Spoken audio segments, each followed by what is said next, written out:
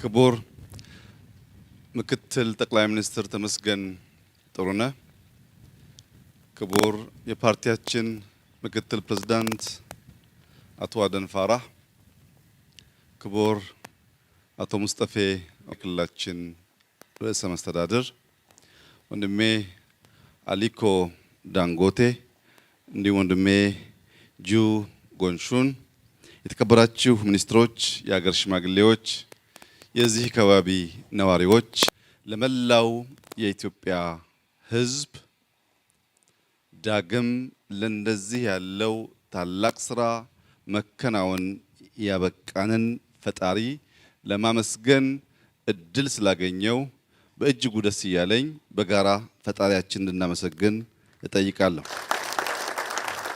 ለክልሉ ርዕሰ መስተዳድርና ለሚኒስትሮች ማሳሰብ የምፈልገው አንድ ጉዳይ አለ። የሀገራችን ሽማግሌዎች በደስታና በሳቅ ቀን ጥንቃቄ አድርጉ ይላሉ። በሐዘንና በለቅሶ ቀን ፈጣሪያችሁን የማመስገን፣ የመጠየቅ፣ የመማፀን ልምምድ በሰው ልጅ ተፈጥሮ ውስጥ አለ።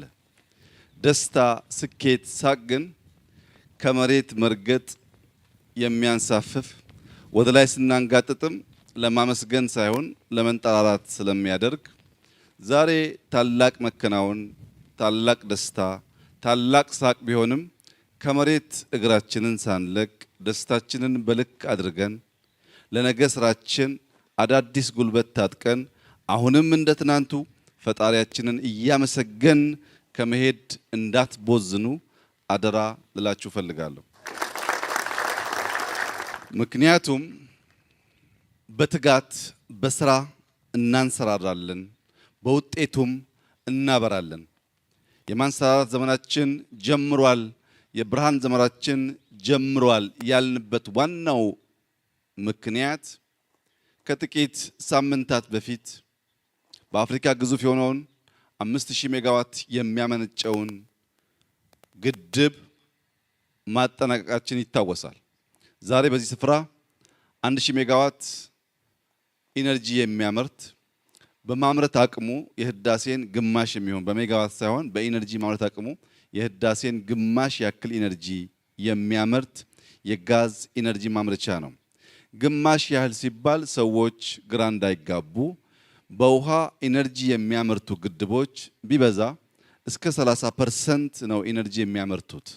ነገር ግን በጋዝ ሲሆን እስከ 90% ከፍ ይላል።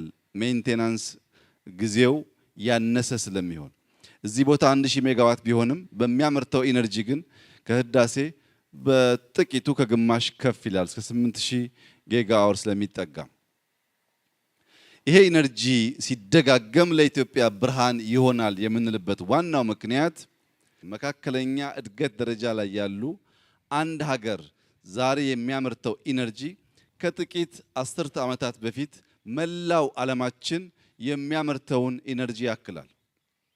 የአንድ ሀገር ኢነርጂ ምርት የመላ ዓለምን ኢነርጂ ልክ የሚተካከልበት ደረጃ ደርሷል። ዛሬ በስፋት ኢነርጂ ማምረት መቻል ብዙ ትርጉም አለው። በእኛ ሁኔታ ከጀርባ የምትመለከቱት ይህ የጋዝ